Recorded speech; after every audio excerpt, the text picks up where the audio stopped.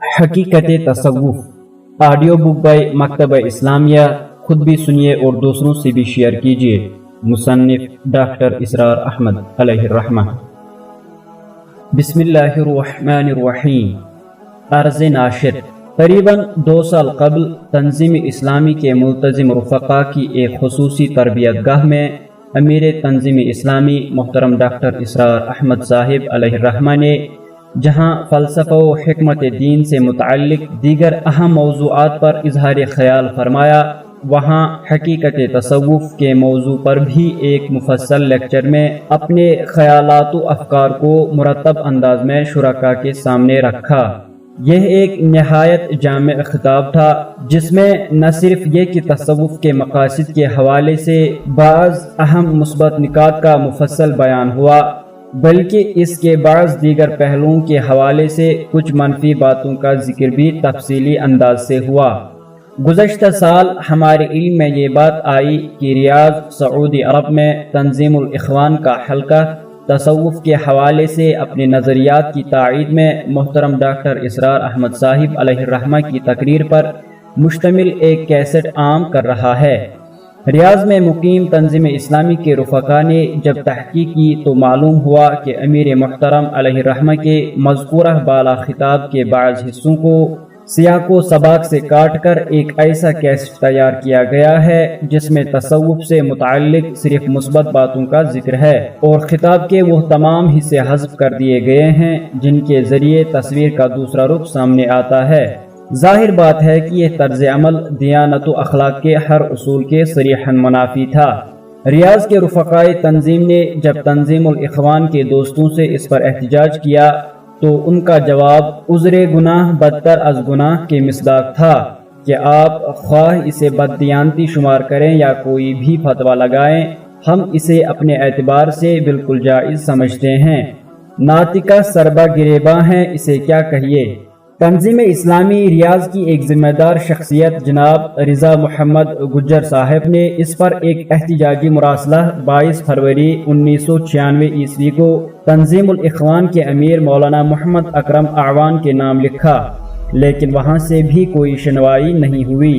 اس صورتحال کے پیش نظر تنظیم کی مجلس عاملہ کے فیصلے کے مطابق اس خطاب کو جو 2 کیسٹوں پر محیط ہے مکمل صورت میں ماہنامہ میثاق میں قسط وار شائع کر دیا گیا اور ان حصوں کو خاص طور پر جلی حروف میں کمپوز کیا گیا جن کو تنظیم الاخوان کے وابستگان نے اپنی کیسٹ سے حذف کر دیا تھا۔ یہ خطاب میثاق کے فروری، مارچ اور اپریل 1997 عیسوی کے شماروں میں 3 اقساط میں شائع ہوا، اور اب اسے کسی قدر حق و اضافے کے ساتھ افادہ عام کے لیے کتابچے کی شکل میں شائع کیا جا رہا ہے۔ عاقب سعید، مرکزی ناظم مکتبہ، مرکزی انجمن خدام القرآن، 6 جون 1997 عیسوی۔ الحمد للہ وکفی والصلاة والسلام علی عباده الذین اصطفی، خصوصا علی افضلهم وخاتم النبیین محمد الامین وعلی آلہ وصحبہ اجمعین۔ اما بعد، فقد قال اللہ تبارک وتعالی كما ورد في سورة المائدہ: اعوذ باللہ من الشیطان الرجیم، بسم اللہ الرحمن الرحیم۔ ليس على الذين آمنوا وعملوا الصالحات جناح فيما طعموا إذا ما اتقوا وآمنوا وعملوا الصالحات ثم اتقوا وآمنوا ثم اتقوا وأحسنوا والله يحب المحسنين۔ صدق الله العظيم۔ رب اشرح لي صدري ويسر لي أمري واحلل عقدة من لساني يفقهوا قولي۔ اللهم ربنا ألهمنا رشدنا وأعذنا من شرور أنفسنا، اللهم أرنا الحق حقا وارزقنا اتباعه وأرنا الباطل باطلا وارزقنا اجتنابه، اللهم نبر قلوبنا بالإيمان واشرح صدورنا للإسلام، اللهم وفقنا لما تحب وترضى، اللهم ربنا زدنا إيمانا وهدى وعلما نافعا وعملا صالحا متقبلا، اللهم ربنا اجعلنا من عبادك المخلصين وعبادك المحسنين، آمین یا رب العالمین۔ مسائل حکمت کے ضمن میں ہمارے آج کے موضوع کا جامع عنوان تصوف ہے، اور اس ضمن میں خاص طور پر یہ کہ اس کا سنت رسول علیہ صاحب الصلاۃ والسلام سے انحراف کس نوعیت کا تھا اور کیوں ہوا۔ چونکہ یہ موضوع بہت طویل ہے، تمہید میں کوئی وقت ضائع کیے بغیر براہ راست گفتگو کا آغاز کر رہا ہوں اور کوشش کروں گا کہ تکرار اور اعادے کی ضرورت کم سے کم پیش آئے۔ تصوف کا موضوع اور اس کے مقاصد۔ پہلی بات یہ کہ تصوف کا موضوع اور مقصد کیا ہے۔ اس کے ضمن میں پہلا مشاہدہ آبزرویشن یہ ہے کہ تصوف کا موضوع اور مقاصد 100% درست اور خالص اسلامی ہے۔ اگر ہم انہیں معین الفاظ کا جامع پہنائیں تو وہ یہ ہیں: اولاً جہل سے نجات اور معرفت کا حصول، ثانیاً تہذیب و تزکیہ نفس، تہذیب یعنی مہذب بنانا۔ ہم نے 10ویں جماعت میں ایک عربی شعر پڑھا تھا جس میں یہ الفاظ بھی وارد ہوئے ہیں: ربو بنیکم علموہم حذبو فتیاتکم۔ اولاد کے لیے تعلیم کے ساتھ ہی تہذیب کا لفظ آتا ہے۔ ثالثاً تصفی قلب اور تجلی روح، یعنی روح کو جلا دینا اور اسے انوار الہی سے منور کرنا۔ اس ضمن میں میرے استاد مرحوم مولانا منتخب الحق قادری رحمہ اللہ نے ابن سینا کا ایک جملہ سنایا تھا کہ اگر تم چاہتے ہو کہ تجلیات ربانی سے تمہیں کوئی حصہ ملے تو فجاہد فی خلواتک، اپنی خلوتوں میں مجاہدے کرو، مراقبے کرو، فلعل شعشعۃ تلمع لک، تو شاید کبھی تجلی خداوندی کی کوئی شعاع تمہارے لیے بھی چمک اٹھے۔ رابعاً خالق سے خلوص و اخلاص اور دنیا و ما فیہا سے بے رغبتی، اور خامساً مخلوق کی خدمت۔ شیخ سعدی علیہ الرحمہ کا بہت پیارا شعر ہے: طریقت بجز خدمت خلق نیست، بتسبیح و سجادہ و دلق نیست۔ یعنی طریقت تو صرف خدمت خلق کا نام ہے، سوائے خدمت خلق کے طریقت کی کوئی حقیقت نہیں۔ ہاتھ میں تسبیح ہو، جائے نماز کندھے پر ہو اور دلق یعنی گدڑی اوڑھی ہوئی ہو تو یہ تصوف اور طریقت نہیں ہے، بلکہ طریقت تو نام ہے خدمت خلق کا۔ اب ظاہر ہے کہ یہ تمام مقاصد دین ہی کے مقاصد ہیں جو مطلوب ہیں، لہٰذا جہاں تک تصوف کے مقاصد اور تصوف کے موضوع کا تعلق ہے وہ عین دین ہے اور وہ عین مطلوب ہے، تصوف کی اصطلاح اور اس کا ماخذ۔ لیکن اس کے ضمن میں پہلی ہمالیہ جیسی غلطی اس کے لیے خاص غیر قرآنی ہی نہیں بلکہ ایک مجہول الاصل عنوان کا اختیار کر لیا جانا ہے۔ یہ دو الفاظ نوٹ کر لیجئے، ایک تو یہ لفظ غیر قرآنی ہے، لفظ تصوف کا کوئی تعلق نہ قرآن سے ہے نہ سنت اور حدیث سے۔ دوسرے یہ کہ یہ لفظ مجہول الاصل بھی ہے جس کا مادہ ہی متفق علیہ نہیں۔ اس کے بارے میں پہلی بات یہ نوٹ کر لیجئے کہ یہ لفظ 2 صدی ہجری کے اختتام کے قریب استعمال ہونا شروع ہوا۔ ڈاکٹر میر ولی الدین نے تو اس کے لیے باقاعدہ سن معین کیا ہے، 1822 عیسوی۔ حضور صلی اللہ علیہ وسلم کا انتقال 632 عیسوی میں ہوا اور ہجرت 622 عیسوی میں ہوئی، تو حضور صلی اللہ علیہ وسلم کے انتقال کے 190 برس بعد، بلکہ قمری تقویم کے اعتبار سے 196 برس بعد یہ لفظ ایجاد ہوا ہے۔ دوسری بات یہ نوٹ کیجئے کہ اس کے ماخذ کے بارے میں جو 4 آرا رہی ہے کہ یہ لفظ عربی کے کس مادے سے اخذ کیا گیا ہے، اس میں سے 3 تو بالکل غلط ہیں اور ان کا غلط ہونا 100% ثابت ہے۔ چنانچہ ایک رائے یہ ہے کہ یہ لفظ صفا سے بنا ہے، حالانکہ صرف و نحو کے کسی قاعدے کی روح سے صفا سے صوفی کا لفظ نہیں بن سکتا، بلکہ اس سے صفوی بنے گا جیسے خاندان صفوی۔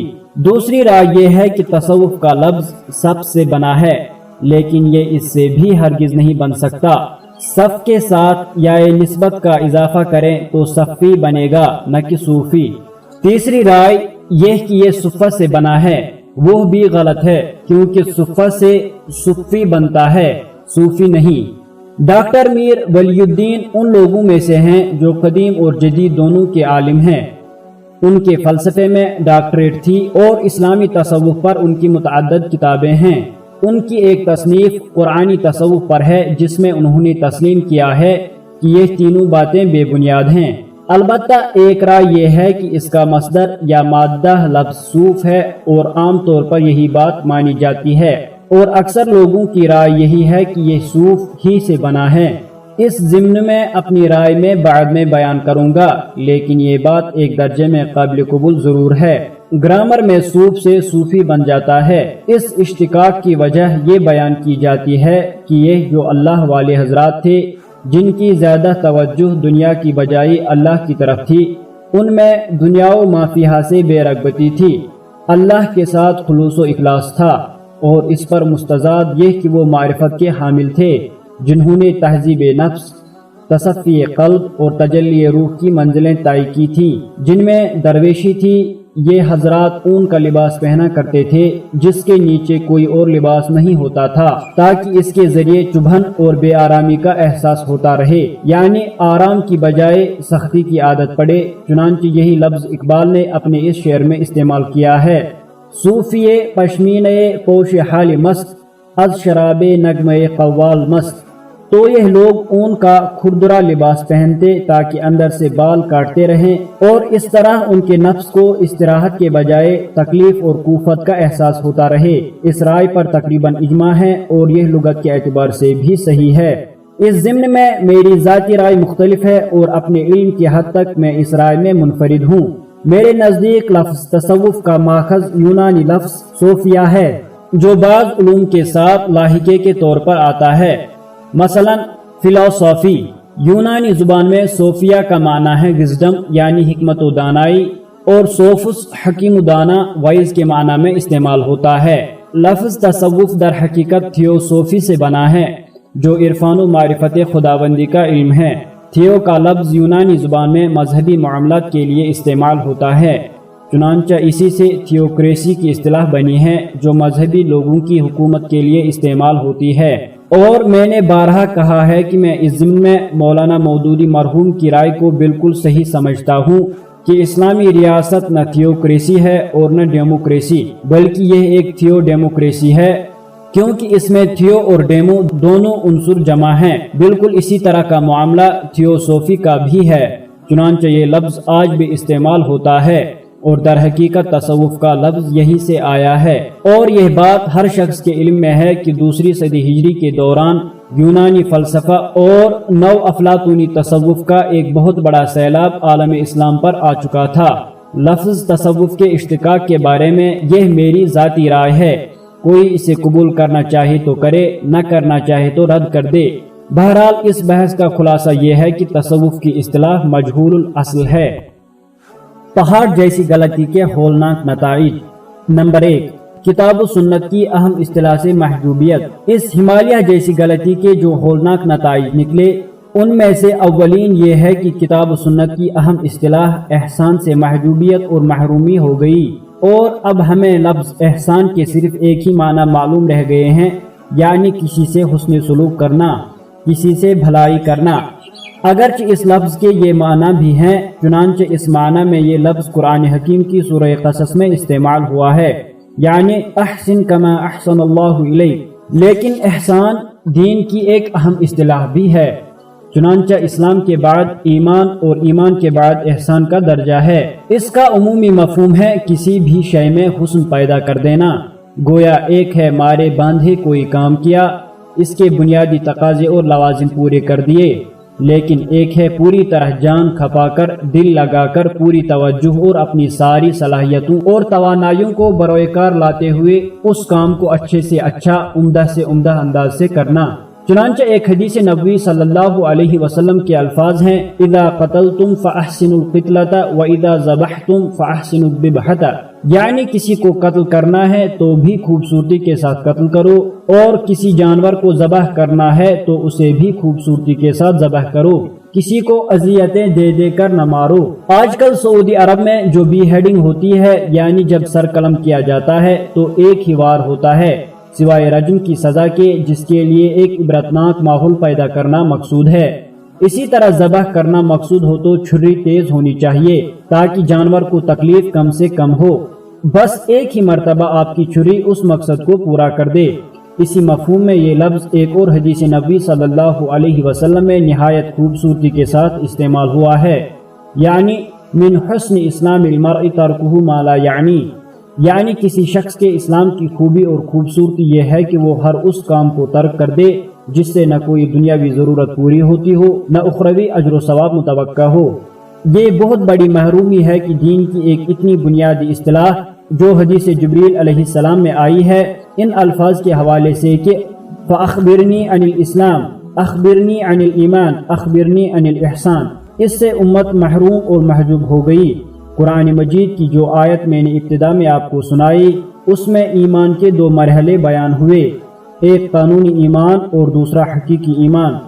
یہ مطالعہ قرآن کے ہمارے منتخب نصاب کی ایک مرکزی بحث ہے کہ قانونی ایمان یعنی اسلام اور حقیقی ایمان میں کیا فرق ہے۔ قانونی ایمان کے درجے میں عمل علیحدہ ہے ایمان سے، جبکہ حقیقی ایمان کے درجے میں عمل جزء لا ينفک بن جاتا ہے ایمان کا۔ پھر اس سے اوپر تیسرا درجہ احسان کا ہے۔ اس ضمن میں سورہ مائدہ کی یہ آیت بڑی اہم ہے، لَيْسَ عَلَى الَّذِينَ آمَنُوا وَعَمِلُوا الصَّالِحَاتِ جُنَاحٌ فِيمَا طَعِمُوا إِذَا مَا اتَّقَوْا وَآمَنُوا وَعَمِلُوا الصَّالِحَاتِ ثُمَّ اتَّقَوْا وَآمَنُوا ثُمَّ اتَّقَوْا وَأَحْسَنُوا وَاللَّهُ يُحِبُّ الْمُحْسِنِينَ۔ آیت نمبر 93۔ جو لوگ بھی ایمان اور عمل صالح پر مسلسل کاربند رہے ان پر کوئی الزام نہیں ان چیزوں کے ضمن میں جو وہ پہلے کھا پی چکے، یعنی اگر کسی نے کسی شے کی حرمت قطعی کا حکم آنے سے قبل کھایا پیا ہے تو اس کا معاملہ یہ نہیں ہے کہ اب وہ حرام شے گویا جسم میں رچ بس گئی ہو، درا حالانکہ ان کی مسلسل روش یہ رہی کہ انہوں نے تقوی اختیار کیا، پھر ایمان لائے اور عمل صالح کیا، پھر اور تقوی بڑھا تو وہ مزید ایمان لائے، یعنی ایمان حقیقی تک پہنچ گئے۔ نوٹ کیجئے کہ اس آیت میں پہلا ایمان وہ ہے جسے قانونی ایمان کہنا چاہیے، یعنی جس کے ساتھ عمل صالح علیحدہ حیثیت سے آتا ہے، اور دوسرا ایمان وہ حقیقی ایمان ہے کہ جس میں عمل کی کیٹیگری علیحدہ نہیں رہی بلکہ وہ اس کا جزء لا ينفک ہے۔ چنانچہ امام بخاری رحمۃ اللہ علیہ کا قول ہے کہ الایمان قول وعمل، اور اس کے بعد جب تقوی اور بڑھا تو اب وہ احسان کے درجے پر فائز ہو گئے۔ واللہ یحب المحسنین، اور اللہ تعالیٰ کے محبوب تو وہی ہیں جو محسنین میں شامل ہیں۔ اس ضمن میں ایک حدیث رسول صلی اللہ علیہ وسلم بھی نوٹ کیجئے کہ مبتدع قوم بدعتا الا نزع اللہ عنہم من السنت مثلہ، کہ جہاں کوئی بدعت آئے گی وہاں سے کوئی نہ کوئی سنت یقیناً رخصت ہو جائے گی۔ ہر بدعت قامی سنت ہے، ہر بدعت لازماً کسی سنت کا ازالہ کرے گی، یعنی اسے ڈسپلیس کرے گی۔ لہٰذا یہاں پر تصوف کے لفظ نے احسان کی خالص دینی اصطلاح کی جگہ لے لی۔ نمبر 2، کتاب و سنت کے شیدائیوں میں تصوف سے بعد۔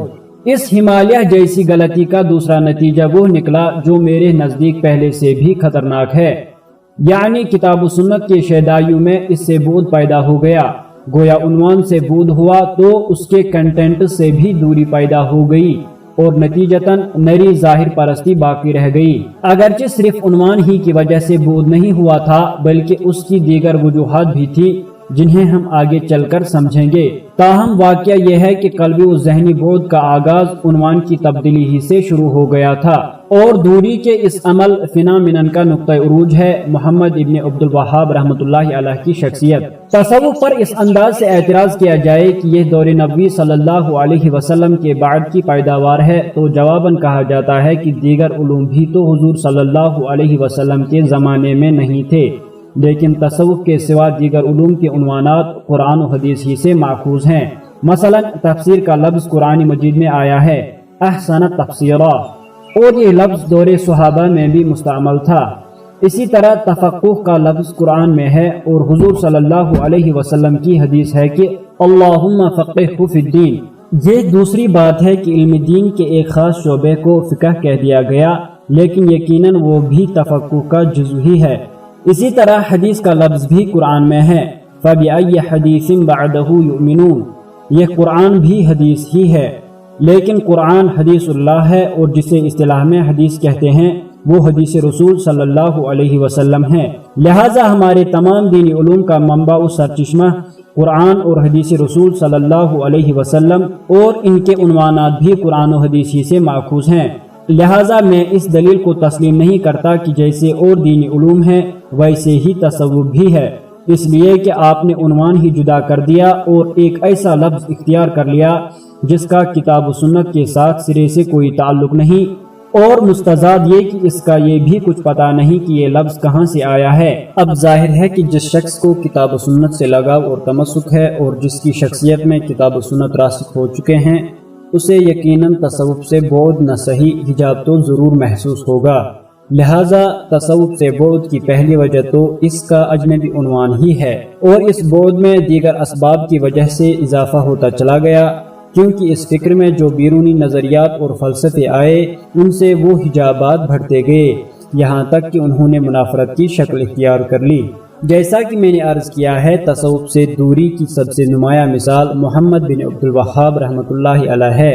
ویسے میں انہیں بھی مجددین کی فہرست میں شامل کرتا ہوں کہ انہوں نے بدعات کا قلع کما کیا، غیر اسلامی رسومات کی بے خونی کی، دین کی تعلیمات پر جو جھاڑ جھنکار آ گیا تھا اسے ہٹایا، اور کم از کم دین کے عملی اور ظاہری پہلو کو نکھارنے کا کام سر انجام دیا۔ اس پہلو سے وہ مجددین امت میں شامل ہیں۔ لیکن اگر محمد بن عبد الوہاب نجدی رحمۃ اللہ علیہ کا ان کے ہم عصر حضرت شاہ ولی اللہ دہلوی رحمۃ اللہ علیہ سے تقابل کیا جائے تو محمد بن عبد الوہاب رحمۃ اللہ علیہ کی شاہ ولی اللہ رحمۃ اللہ علیہ کے مقابلے میں کوئی حیثیت نہیں ہے۔ شاہ صاحب رحمۃ اللہ علیہ کی جامعیت کبریٰ کو ذہن میں رکھیے کہ وہ ظاہر و باطن دونوں کے جامع ہیں، جبکہ محمد بن عبد الوہاب رحمۃ اللہ علیہ کی حیثیت صرف دین اور کتاب و سنت کے ظاہری پہلو کے حوالے سے ہیں۔ یہاں ضمنی طور پر اس بات کو بھی سمجھ لیجئے کہ عہد حاضر میں تجدیدی اور احیائی تحریکوں میں دین کے باطنی پہلو کے مفلوج ہونے کا ایک سبب یہ بھی ہے کہ ان تمام تحریکوں کے سامنے ایک مثال اور امام کی حیثیت سے محمد بن عبد الوہاب رحمۃ اللہ علیہ کی نجدی تحریک رہی ہے، اس لیے کہ یہی ایک تحریک تھی جس نے اسلام کا قانونی نظام دوبارہ قائم کیا، شریعت کا نفاذ کیا، شعائر دین کی پابندی شروع کی۔ اگرچہ انہوں نے یہ کام آل سعود کے تعاون سے کیا، اس کے باوجود یہ تحریک تجدید و احیاء دین کی تمام تحریکوں کے لیے ایک مثال بن گئی۔ اس ضمن میں ابن تیمیہ رحمۃ اللہ علیہ کا نام بھی آتا ہے، لیکن ان کی شخصیت بہت مختلف تھی۔ تصوف کا منصوص و مسنون طریق۔ اب ہم اپنے اصل موضوع کی طرف آتے ہیں، یعنی تصوف کا طریق منصوص و مسنون تھا کیا؟ میرے نزدیک جو طریقہ کتاب و سنت سے منصوص ہے وہی طریق محمدی صلی اللہ علیہ وسلم ہے، اور وہی طریقہ در حقیقت عقل و منطق سے قریب بھی ہے۔ اس ضمن میں پہلی قابل توجہ بات وہی ہے جو تنظیمی اسلامی کی قراردادی تأسیس کے اولین جملے میں بیان ہوئی ہے، یعنی یہ کہ دین کا اصل مخاطب فرد ہے۔ مطلب یہ ہے کہ ہر انسان اللہ تعالیٰ کے باغ کا ایک حسین پودا ہے، اور اللہ تعالیٰ چاہتا ہے کہ وہ پورا پروان چڑھے، اس میں جو بھی امکانات اس نے ودیعت فرمائے ہیں وہ بروئے کار آئیں، اس کی شخصیت پھول کی مانند کھلے۔ مجھے بیدل کا شعر یاد آ گیا، ستم است گر ہوست کشد کہ بہ سیریے سرو سمندرا، تو ز گنچے کم نہ دمے دے درد دل کشا بچمندرا۔ یہ شعر میرے استاد مولانا منتخب الحق قادری نے ایک کلاس میں پڑھا تھا، اور اگرچہ میں نے اس سے پہلے کبھی نہیں سنا تھا، لیکن یہ ان کے پڑھنے کے انداز کا اعجاز تھا اور میرے ذہن کی مناسبت کا مظہر کہ یہ شعر مجھے اسی وقت یاد ہو گیا۔ شاعر کہتا ہے کہ بڑا ہی ستم کا معاملہ ہے، بڑا ظلم ہے کہ تجھے خواہش نفس کھینچ کر لے جاتی ہے کہ چلو باغ میں سرو سمن کی بہار دیکھیں، حالانکہ حقیقت تو یہ ہے کہ تو خود ایک کھلا ہوا گنچا ہے۔ اپنے دل کا دروازہ کھول، اور جو باطنی چمن اللہ تعالیٰ نے تیرے باطن میں کھلا رکھا ہے کبھی اس کی سیر بھی کر۔ گویا تم جو خارج کے پھولوں کی سیر کرتے پھرتے ہو کبھی اپنے من میں ڈوب کر بھی دیکھو۔ میں یہ عرض کر رہا تھا کہ ہر انسان اللہ کا لگایا ہوا پودا ہے، اور اللہ چاہتا ہے کہ یہ پھلے پھولے کھلے کھلے، اس کی شخصیت پروان چڑھے، اس کے اندر تمام محاسن ظاہر ہوں، تمام امکانات جو اس میں پوٹنشیلی ودیعت کیے گئے ہیں وہ بروئے کار آئیں۔ یہاں پر سورہ مائدہ ہی کی وہ آیت یاد کیجئے جس میں کہا گیا ہے کہ علیکم انفسکم لا یضرکم من ضل اذا اہتدیتم، یعنی ہر انسان پر اصل ذمہ داری اس کی اپنی ہے، دوسروں کے لیے دعوت، تلقین، تبلیغ، نصیحت جو بھی ممکن ہو کرے، اس لیے کہ یہ کام فرائض کے درجے میں ہیں۔ لیکن اگر میری کوشش کے باوجود کوئی نہیں مانتا تو اپنے اعمال کا ہر شخص خود جواب دہ ہے۔ میری اصل ذمہ داری میری ذات کی حد تک ہے، اگر میری کوتاہی ہوگی تو میں پکڑا جاؤں گا۔ لہٰذا مجھے اس حوالے سے سوچنا چاہیے کہ میں اپنے فرائض ادا کروں۔ جہاں تک دوسروں کا تعلق ہے، اس ضمن میں یہ اصول بیان فرما دیا گیا ہے کہ لا تسأل عن اصحاب الجحیم، آپ سے تو مواخذہ نہیں ہوگا کہ یہ لوگ کیوں جہنم میں چلے گئے۔ سورہ مائدہ کی مذکورہ بالا آیت کا غلط مفہوم بھی لیا گیا ہے، اور یہ غلطی دور صحابہ رضی اللہ تعالی عنہم اجمعین ہی میں ہونے لگی تھی۔ لوگوں نے اس آیت کو دلیل بنا لیا اس بات پر کہ ہمیں دعوت و تبلیغ یا نصیحت کرنے کی کیا ضرورت ہے۔ اس دور میں بھی ہر طرح کے لوگ موجود تھے، منافقین بھی تھے اور اپنے فرائض سے جی چرانے والے بھی۔ لہٰذا اس وقت حضرت ابوبکر صدیق رضی اللہ تعالی عنہ نے خطبے میں ارشاد فرمایا کہ تم اس آیت کا غلط مفہوم لے رہے ہو۔ علیکم انفسکم سے یہ مراد نہیں ہے کہ تم دعوت و تبلیغ اور امر بالمعروف و نہی عن المنکر کے فریضے سے بری ہو گئے ہو۔ تاہم یہ حقیقت اپنی جگہ پر ہے کہ ہر شخص پر اصل ذمہ داری اس کی اپنی ذات ہی کے حوالے سے عائد ہوتی ہے۔ حضرت موسیٰ علیہ السلام کا قول قرآن میں نقل ہوا ہے کہ رب انی لا املک الا نفسی و اخی، کہ اے رب میرا اختیار تو صرف اپنے نفس پر اور اپنے بھائی ہارون پر ہے۔ یہاں بھائی کا ذکر بھی صرف اس لیے آ گیا کہ وہ خود تیار تھے، ورنہ ظاہر ہے کہ اپنے بھائی پر بھی کسی انسان کو اختیار حاصل نہیں ہوتا۔ اسی طرح فرمایا کہ انک لا تہدی من احببت ولکن اللہ یہدی من یشاء، یعنی اے نبی صلی اللہ علیہ وسلم، آپ صلی اللہ علیہ وسلم جسے چاہیں ہدایت نہیں دے سکتے، یہ تو صرف اللہ کے اختیار میں ہے کہ جسے چاہے ہدایت سے نواز دے۔ انسانی شخصیت کے ارتقاء کے دو پہلو۔ لہٰذا پہلی بات تو یہ ہے کہ اگر انسانی شخصیت کا ارتقاء ہونا ہے اور اس شخصیت کی تعمیر یعنی اس میں ودیعت شدہ پوٹینشیلٹیز کو بروئے کار لانا ہے تو یہ کام کس طرح ہوگا؟ یہاں اس حقیقت کو سمجھ لینا چاہیے کہ انسان کا وجود دو اجزائی ترکیبی پر مشتمل ہے جو باہم متضاد ہی نہیں ایک دوسرے کے مخالف بھی ہیں۔ متضاد کا مطلب تو صرف یہ ہے کہ دو چیزوں میں باہم تضاد پایا جاتا ہو، اور ضروری نہیں کہ ان میں مخالفت اور کشمکش بھی ہو رہی ہو، جبکہ مخالفت کا مفہوم یہ ہے کہ ان کے مابین رسہ کشی یا کھینچتان کی کیفیت بھی ہے۔ انسانی شخصیت کے اندر دو متحارب اور باہم مخالف اور متضاد عناصر اس کا نفس حیوانی اور اس کی روحی ملکوتی ہیں۔ لہٰذا کرنے کا کام یہ ہے کہ روحانی عنصر کی تقویت و تغذیہ کا سامان کیا جائے اور دوسری طرف حیوانی عنصر کی تہذیب و تزکیہ کا بندوبست کیا جائے۔ اس عمل اور جد و جہد کے دو رخ ایسپیکٹس ہوں گے۔ اس بات کو اس حدیث کے حوالے سے سمجھیے جس میں بتایا گیا ہے کہ رمضان کے دنوں میں اللہ تعالی کی طرف سے کوئی منادی ندا کرتا ہے یا باغی الخیر اقبل و یا باغی الشر ادبر، یعنی اے خیر کے طالب آگے بڑھ کہ یہ نیکیوں کا موسم بہار ہے، اور اے شر کے طالب پیچھے ہٹ اور لوٹ جا۔ ہمارے اندر بھی ایک خیر کا عنصر ہے، اسے تقویت دیجیے، اس کی تقویت و تغذیہ کا اہتمام کیجیے۔ یہ ایک رخ ہو گیا۔ دوسرا رخ جو شر کی طرف کھینچنے والا عنصر ہے اس کو دبائیے، اسے کنٹین کیجیے، اس کی تہذیب کیجیے، اس کا تزکیہ کیجیے۔ اس تہذیب و تزکیہ کا مقصد نفس کو فنا کر دینا نہیں ہے، ضبط نفس یعنی سیلف کنٹرول اور تہذیب و تزکیہ نفس یعنی سیلف پیوریفیکیشن، یہ دونوں چیزیں مطلوب ہیں۔ لیکن نفس کشی یا سیلف انہیلیشن کا اسلام میں کوئی تصور نہیں ہے، یہ چیز دراصل باہر سے آئی ہے۔ چنانچہ شاہ ولی اللہ دہلوی رحمۃ اللہ علیہ نے انسانوں کی جو اقسام بیان کی ہیں وہ انہی دو عناصر کی بنیاد پر ہیں، یعنی قوت ملکوتی اور قوت بہیمی۔ سب سے بلند درجے پر وہ لوگ ہیں جن کی ملکیت بھی بہت قوی اور بہیمت بھی بہت قوی ہے، اس لیے کہ قوت کار اور قوت عمل دراصل بہیمیت ہی سے متعلق ہے، اور سب سے نچلے درجے پر وہ لوگ ہیں جن کی بہیمیت قوی اور ملکیت ضعیف ہے۔ بہرحال نوٹ کیجئے کہ اسلام میں نفس کشی یا سیلف انہیلیشن کا کوئی مقام نہیں ہے، البتہ ضبط نفس یعنی سیلف کنٹرول کا حصول مطلوب ہے، جسے میں تہذیب نفس کہہ رہا ہوں، اور دوسری مطلوب شے ہے تزکیہ نفس یعنی سیلف پیوریفیکیشن۔ ان دونوں کا ایک نتیجہ نکلتا ہے جس کے لیے میں نے ایک نئی اصطلاح وضع کی ہے، یعنی تحریر الروح۔ میں یہاں تحریر کا لفظ اس کے بنیادی لغوی مفہوم یعنی حریت کے معنی میں استعمال کر رہا ہوں۔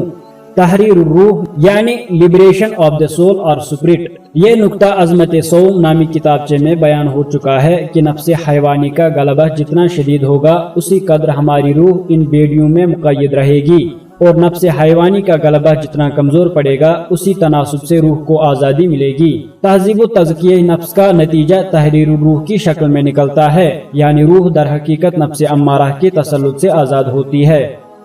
روح کی تقویت کا ذریعہ ذکر الہی۔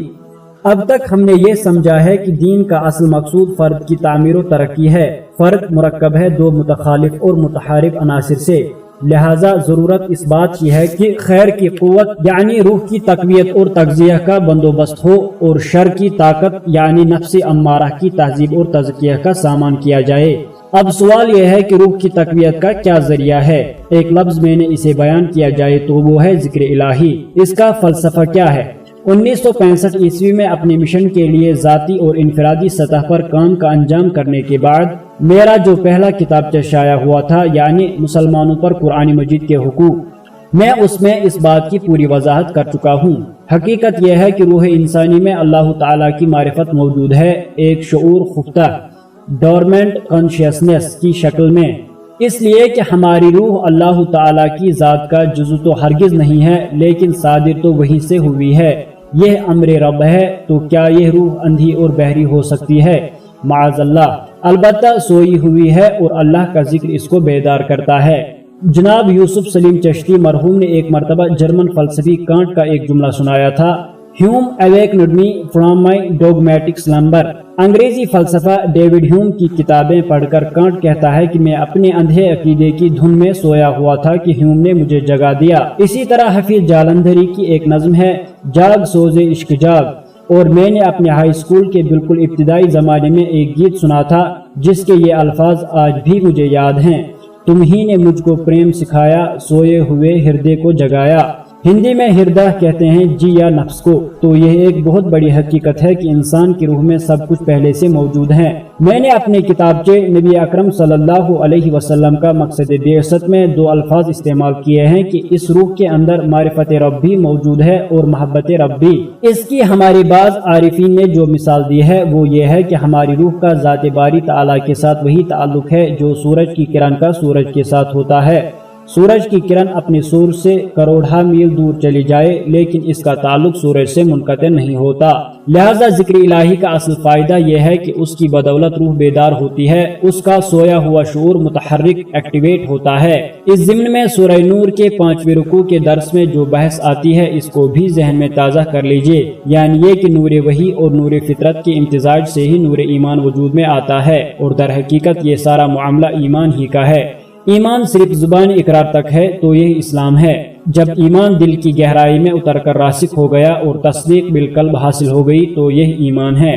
پھر جب اسی ایمان میں وہ شدت اور گہرائی پیدا ہو گئی کہ مومن یہ محسوس کرنے لگے کہ وہ گویا اللہ کو دیکھ رہا ہے، یا کم سے کم یہ استحضار حاصل ہو گیا کہ وہ مجھے دیکھ رہا ہے، تو یہ احسان کی منزل ہے۔ واقعہ یہ ہے کہ احسان کے درجے کو بیان کرنے کے لیے ہماری زبان میں اس سے بہتر کوئی مثال نہیں ہے کہ یہ ایمان کی اس کیفیت کا نام ہے کہ ایک شخص غیبی حقائق کو گویا آنکھوں کے سامنے موجود پائے۔ یقین کی گہرائی کے لیے اس سے آگے کوئی استعارہ اور کوئی تعبیر ممکن نہیں ہے۔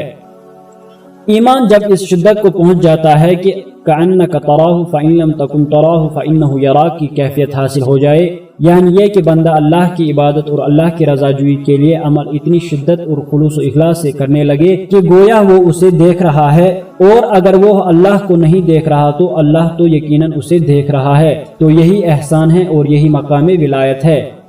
حصول ایمان کے ذرائع۔ اب یہاں میں اصل موضوع سے کسی قدر ہٹ کر ایک بات بیان کرنا چاہتا ہوں، اسے ایک ضمیمہ سمجھ لیجئے۔ اس بات کو میں نے حقیقت ایمان کے موضوع پر ہونے والے محاضرات میں تفصیل سے بیان کیا ہے کہ حصول ایمان کے 3 ذرائع ہیں۔ اولاً یہ کہ صاحب یقین کی صحبت سے ایمان حاصل ہوتا ہے، جیسے آپ آگ کی بھٹی کے پاس بیٹھیں گے تو حرارت ملے گی۔ ثانیاً یہ کہ شریعت پر عمل پیرا ہونے سے بھی ایمان پیدا ہوتا ہے، لیکن یہ دونوں قسم کے ایمان ایک ناؤ کے بلائنڈ فیتھ کے درجے میں ہیں۔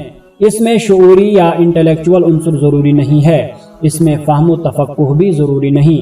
اگرچہ ان ذرائع سے حاصل ہونے والے ایمان میں گہرائی تو ہو سکتی ہے، لیکن اس میں وسعت فکر و نظر نہیں ہوگی۔ وہ ایمان جس میں شدت یقین کے ساتھ ساتھ وسعت فکر و نظر بھی ہو، جس میں گہرائی کے علاوہ ایک شعوری یا انٹلیکچول عنصر بھی ہو، ایسا علی وجہ البصیرہ ایمان صرف اور صرف قرآن سے ملے گا۔ قرآن کے سوا کسی اور ذریعے سے اس نوعیت کا ایمان نہیں مل سکتا۔ یہاں اس نقطے کو بھی سمجھ لیجئے کہ حدیث کی روح سے ایمان کا افضل ہونا اور شے ہے، اور ایمان کا اعجب یا موسٹ ونڈرفل اور موسٹ فیسنیٹنگ ہونا اور شے ہے۔ یعنی ایک ایمان کی افضلیت ہے اور دوسرے اس کی اعجبیت۔ اہل سنت کے ہاں یہ مسلم ہے کہ سب سے افضل ایمان صحابہ کرام رضوان اللہ تعالی علیہم اجمعین کا ہے، یہاں تک کہ ادنا سے ادنا صحابی کا ایمان بھی بڑے سے بڑے ولی اللہ اور دانشور کے شعوری ایمان سے افضل مانا جائے گا۔ لیکن یہ ذہن میں رکھیے کہ مختلف صحابہ کے ایمان میں بھی فرق تھا۔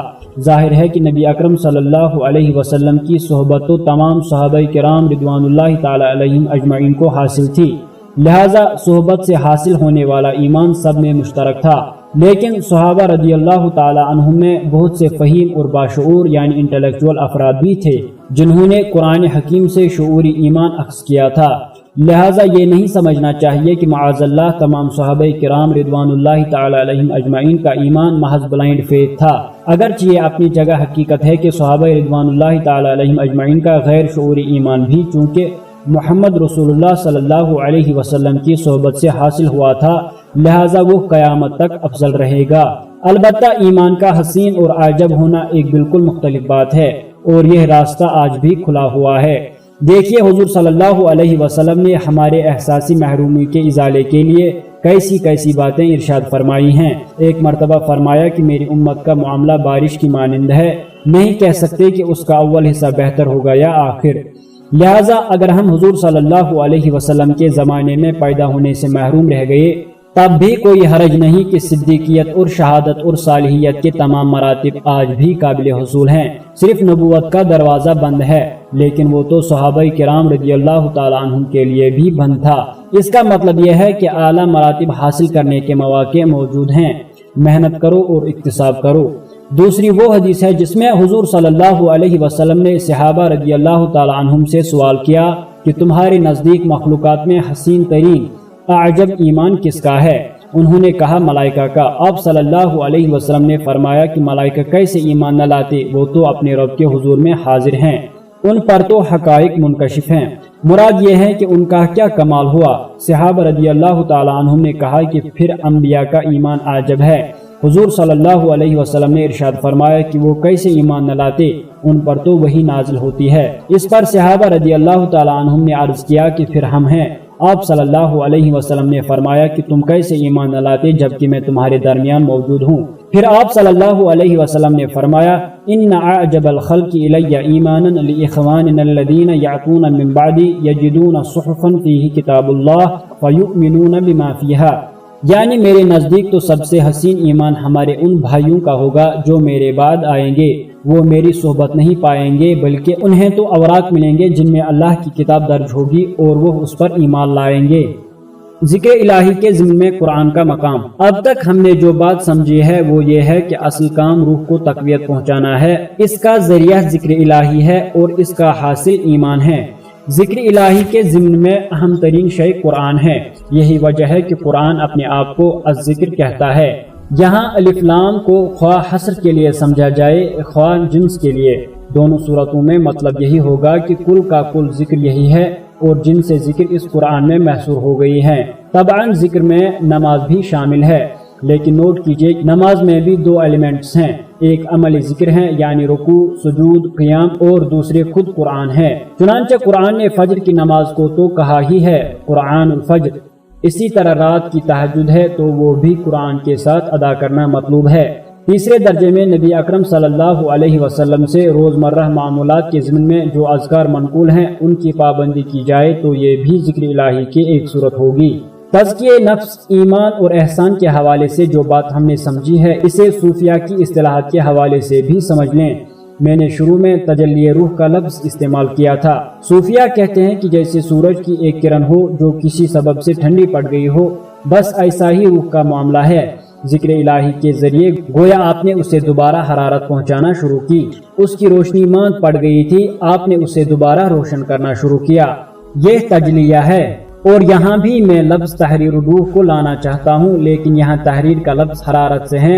روح کا تجلیہ اور روح کو حرارت بہم پہنچانا یہی ذکر کا اصل کام ہے۔ البتہ ذکر کے ضمن میں اصل شے قرآن ہے، پھر نماز آتی ہے اور اس کے بعد اذکار مسنونہ ہیں۔ تحریر الروح کا منطقی نتیجہ۔ اس نئی اصطلاح تحریر الروح کے جو دو معنی میں نے بیان کیے ہیں، یعنی ایک آزاد کرنا اور دوسرے حرارت پہنچانا، تو اس عمل کا منطقی نتیجہ وہ ہے جسے حکیم فلاٹونس نے نہایت خوبصورت الفاظ میں بیان کیا ہے، یعنی flight of the alone to the alone. در حقیقت ہماری روح بھی بلا تشبیہ ذاتی باری تعالیٰ کی طرح انتہائی تنہا ہے۔ روح کا کسی سے کوئی رشتہ نہیں، روح کسی کی باپ ہے، نہ کسی کا بیٹا، نہ کسی کا شوہر، نہ کسی کی بیوی۔ اس کو اچھی طرح سمجھ لیجئے کہ جدید فلسفے میں بھی وجودیت کے حوالے سے کرب کا لفظ کثرت سے استعمال ہوتا ہے۔ جو شخص بھی ذہنی اور نفسیاتی اعتبار سے بلند ہونا شروع ہوتا ہے، اس میں تنہائی کا احساس بڑھنے لگتا ہے۔ گویا جتنا اس کے اندر تنہائی کا احساس شدید ہوگا، اسی قدر وہ حیوانی سطح سے بلند ہوتا جائے گا۔ چنانچہ ایک طرف انسانی روح کی یہ مطلق انفرادیت انڈیویڈویلٹی ہے، اور دوسری طرف وہ ذات ہے جو الاحد ہے اور جس کی فردیت میں کسی بھی نوع کی ثنویت کا سرے سے کوئی احتمال تک نہیں ہے۔ اب اس قاعدہ کلیہ کے مطابق کہ ہر شے اپنی اصل کی طرف لوٹتی ہے اور اپنے مرکز اور سورس کی جانب رجوع کرتی ہے، روح انسانی کا اصل رجحان اللہ تعالیٰ کی جانب ہے۔ گویا روح کی مثال ایک پرندے کی سی ہے جو جسم اور حیوانیت کے پنجرے میں مقید ہے۔ یہ پرندہ پھڑپھڑاتا ہے اور قید سے آزاد ہو کر اوپر اٹھنا چاہتا ہے۔ چنانچہ اسی کو حکیم فلاطونس نے تنہا کی پرواز، تنہا کی جانب سے تعبیر کیا ہے، جس میں ہم احتیاطاً یہ اضافہ کر سکتے ہیں کہ محدود تنہا کی پرواز، لامحدود تنہا کی جانب۔ یہاں اقبال کے دو اشعار ملاحظہ کیجیے: مرا دل سوخت بر تنہائی او، کنم سامان بزم آرائی او، مثال دانائے مئی کارم خدیرہ، برائے او نگہ دارم خدیرہ۔ یعنی میرا دل جلتا ہے اس صدمے اور رنج سے کہ اللہ اکیلا ہے، تنہا ہے، لہٰذا میں اس کی محفل سجانے کی کوشش کر رہا ہوں۔ جیسے دانے کو پروان چڑھایا جاتا ہے تو وہ پودا بنتا ہے، کسان اسے پالتا اور پوستا ہے، اسی طرح میں اپنی خودی کی پرورش کر رہا ہوں اور اسے پال پوس رہا ہوں، اور اللہ تعالیٰ کے لیے اپنی خودی یعنی انا یا روح کی حفاظت کر رہا ہوں۔ بہرحال ان فلسفیانہ اور شاعرانہ خیال آرائیوں سے قطع نظر اب تک کی گفتگو کا حاصل یہ ہے کہ روح کی تقویت کا سامان کرنا ہر انسان کے لیے لازم ہے، جس کا ذریعہ ایک لفظ میں بیان کریں تو وہ ذکر ہے، اور اس کی شرح کریں تو سب سے بڑا ذکر خود قرآن ہے، پھر نماز اور پھر ادعیہ و اذکار مسنونہ۔ اس سے تجلی روح کا مقصد حاصل ہوگا اور ایمان کی شدت اور گہرائی میں اضافہ ہوتا چلا جائے گا، یہاں تک کہ انسان منزل احسان کو پالے گا۔ تہذیب و تزکیہ نفس کے ذرائع۔ تقویت و تغذیہ روح کے ساتھ ساتھ جو دوسرا عمل درکار ہے اسے میں نے تہذیب و تزکیہ نفس سے تعبیر کیا تھا۔ تہذیب و تزکیہ نفس کے لیے کیا طریقہ کار اختیار کیا جائے گا؟ مخالفت نفس کی ریاضت کسے کہتے ہیں؟ مشقتیں یا ایکسرسائزز جیسے جسمانی ریاضت کو آپ کثرت کہتے ہیں جو پہلوان کرتا ہے، اسی طرح موسیقی سیکھنے والا ریاض کرتا ہے، اسے بھی خون پسینہ ایک کرنا پڑتا ہے، ورنہ سر ٹھیک نہیں ہوتا۔ اسی پر قیاس کر کے سمجھیے کہ نفس امارہ کی گرفت کو کمزور کرنے کے لیے بھی بڑی محنت کرنا پڑتی ہے، نفس کی مخالفت کرنا پڑتی ہے۔ اس ریاضت میں سب سے پہلی چیز اقامت الصلاۃ ہے۔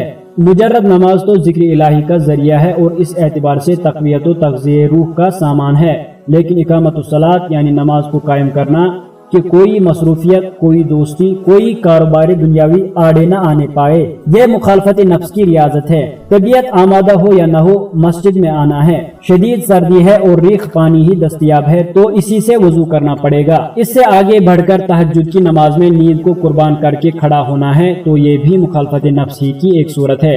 ان ناشئۃ اللیل ہی اشد وطئا، یہ تہجد نفس کو کچلنے میں نہایت مؤثر ہے۔ پھر روزہ ہے جس میں جسمانی تقاضوں کی مخالفت کی جاتی ہے۔ تیسری شے انفاق مال ہے، اللہ کی راہ میں خرچ کرنے کے لیے بھی نفس کی مخالفت ہوتی ہے، کیونکہ مال و دولت انسان کو بہت محبوب ہوتا ہے۔ وَإِنَّهُ لَحُبِّ الْخَيْرِ لَشَدِيدٌ۔ نوٹ کیجئے کہ اقامت الصلاۃ، صوم اور انفاق مال سے مخالفت نفس کا مقصد حاصل ہوتا ہے، اور یہی مقصد دو اور فرائض کے ذریعے بھی پورا ہوتا ہے۔ یہ دونوں فرائض اصل میں ان تینوں کے جامع ہیں۔ پہلی چیز ہے حج، اس میں انفاق مال بھی ہے، احرام کی پابندیاں بھی ہیں، ذکر بھی ہے، نہایت شدید مشقت بھی ہے، اور دوسری شے ہے دعوت دین اور اقامت دین کی جد و جہد۔ اس میں بھی مخالفت نفس ہوتی ہے، محنت اور مشقت ہے جو آرام و استراحت کے منافی ہے، تہمت و ملامت ہے جو تحسین و تعریف کے منافی ہے۔ یہ وہ ضرورت ہے جس کے لیے صوفیہ کے ایک طبقے نے باقاعدہ فرقہ ملامتیہ ایجاد کیا، کیونکہ یہ بھی نفس کی مخالفت ہی کی ایک صورت ہے کہ لوگ کسی کو حقیر سمجھیں، گالیاں دیں، فاسق و فاجر کہیں۔ آپ آگے بڑھ کر حق کی دعوت دیجئے، اس راہ میں تو محمد رسول اللہ صلی اللہ علیہ وسلم جیسی شخص کو بھی کہا گیا کہ معاذ اللہ یہ مجنون ہیں، مسحور ہیں، شاعر ہیں، کذاب ہیں، ساحر ہیں، نعوذ باللہ من ذالک، لیکن حکم ہے کہ صبر کرو۔ تو مخالفت نفس کا مقصد حاصل ہو گیا یا نہیں؟ آپ اقامت دین کی جد و جہد میں مال خرچ کر رہے ہیں، یا اگر وقت صرف کر رہے ہیں تو بھی عام مقولے ٹائم از منی کے مطابق یہ انفاقی مال ہی ہے۔ پھر آپ اپنی اور اپنی آل و اولاد کی جانوں کے لیے آفات اور مصائب کا خطرہ مول لے رہے ہیں۔ قتال کا مرحلہ ہے تو اپنی جان ہتھیلی پہ رکھ کر میدان میں آ رہے ہیں۔ اس طرح بنیادی حیوانی داعیات میں سے دو، یعنی بقائے نفس پریزرویشن آف دا سیلف اور بقائے نسل پریزرویشن آف دا اسپیشیز کی مخالفت ہو رہی ہے یا نہیں؟ اب اس میں سمجھنے کا نقطہ یہ ہے کہ کسی بھی ماحول میں دو ہی صورتیں ممکن ہوتی ہیں۔ اگر اللہ کا دین غالب ہے اور اسلامی ریاست موجود ہے تو مخالفت نفس کے لیے اقامت الصلاۃ، صوم، انفاق اور حج کے ذرائع اختیار کیجیے، اور اگر اللہ کا دین پامال ہے تو مخالفت نفس کی ریاضتوں کے سلسلے میں بھی دعوت دین اور اقامت دین کی جد و جہد کو تمام نفلی عبادات پر فوقیت حاصل ہو جائے گی۔ دعوت و اقامت دین کی جد و جہد میں انفرادی اعتبار سے جو اصل ہدف ہے وہ ہمارے سامنے آ گیا، یعنی مخالفت نفس کی ریاضت، تاکہ روح کو تجلیہ حاصل ہو جائے۔ اب اجتماعی پہلو سے دیکھیے کہ اس میں اضافی حکمت کیا ہے۔ اس جہاد کا ہدف ہے نظام عدل و قسط کا قیام، تاکہ زیادہ سے زیادہ تعداد میں انسانوں کے لیے اس سلوک کی راہ کو اختیار کرنا ممکن ہو سکے۔ غور کیجئے کہ کس قدر خود غرضی کا مظاہرہ کرتا ہے وہ شخص جو برس ہا برس جنگلوں اور ویرانوں میں مخالفت نفس کے لیے مشقیں جھیل رہا ہے، خود کو مانج رہا ہے، رگڑ رہا ہے، اور دوسری طرف کروڑوں انسان مسلسل ظلم کی چکی میں پس رہے ہیں۔ انسانوں کی عظیم اکثریت کو وہ موقع ہی میسر نہیں ہے کہ کوئی اعلیٰ خیال یا اونچا آدرش ان کے حاشیے خیال ہی میں گزر سکے۔ اگر تم اپنی روح کو نفس کی بیڑیوں سے آزاد کرانے کی کوشش کر رہے ہو تو دوسروں کو بھی ظلم و استحصال سے نجات دلانے کی جد و جہد کرو، تاکہ وہ بھی اس راہ میں آگے بڑھ سکیں۔ یہ نقطہ میں نے نبی اکرم صلی اللہ علیہ وسلم کا مقصد بعثت نامی کتابچے میں تفصیل سے بیان کیا ہے کہ حضور صلی اللہ علیہ وسلم کی بعثت تاریخ انسانی کے ایک نہایت اہم موڑ پر ہوئی ہے۔ حضور صلی اللہ علیہ وسلم کی بعثت کے بعد سے افراد کے ارادے اور اختیار کی آزادی محدود سے محدود تر ہوتی چلی گئی ہے، اور اجتماعی نظام کی گرفت روز بروز شدید سے شدید تر ہوتی جا رہی ہے۔ اب یہ ممکن ہی نہیں رہا کہ انسان اپنے اجتماعی ماحول اور مجموعی نظام کے اثر سے آزاد ہو کر زندگی گزار سکے۔ چنانچہ آج ظالمانہ نظام کی گرفت اپنی انتہا کو پہنچ چکی ہے۔ سیاسی جبر، معاشی استحصال اور معاشرتی اونچ نیچ پر مبنی اجتماعی نظام سے فرد کا متاثر نہ ہونا ممکن ہی نہیں ہے۔ حضور صلی اللہ علیہ وسلم کی حدیث ہے کہ قاد الفقر ان یکون کفرا، یعنی فقر و فاقہ، احتیاج اور افلاس انسان کو کفر تک پہنچا دیتے ہیں، ورنہ کم از کم اللہ تعالیٰ سے غافل تو کر ہی دیتے ہیں۔ بقول فیض، دنیا نے تیری یاد سے بیگانہ کر دیا، تجھ سے بھی دل فریب ہیں غم روزگار کے۔ اس سلسلے میں اصل حکیمانہ قول حضرت شاہ ولی اللہ رحمۃ اللہ علیہ کا ہے۔ وہ کہتے ہیں کہ جس معاشرے میں تقسیم دولت کا نظام غیر منصفانہ ہوگا، وہاں ایک جانب دولت کے انبار لگیں گے، عیاشیاں ہوں گی، بدمعاشیاں اور خرمستیاں ہوں گی، اور دوسری طرف فقر و احتیاج کا دور دورہ ہوگا، اور انسانوں کی عظیم اکثریت بار برداری کے حیوانات کی مانند زندگی گزارنے پر مجبور ہو جائے گی۔ اللہ تعالیٰ سے وہ بھی غافل اور یہ بھی غافل، وہ بھی محروم اور یہ بھی محروم۔ ان حالات میں نظام عدل اجتماعی کے قیام کے بغیر انسانوں کی عظیم اکثریت کے لیے روحانی ترقی کا سوال ہی پیدا نہیں ہوتا۔ یہاں ایک اور نقطہ بھی ذہن نشین کر لیجئے کہ خدمت خلق کی 3 منزلیں ہیں۔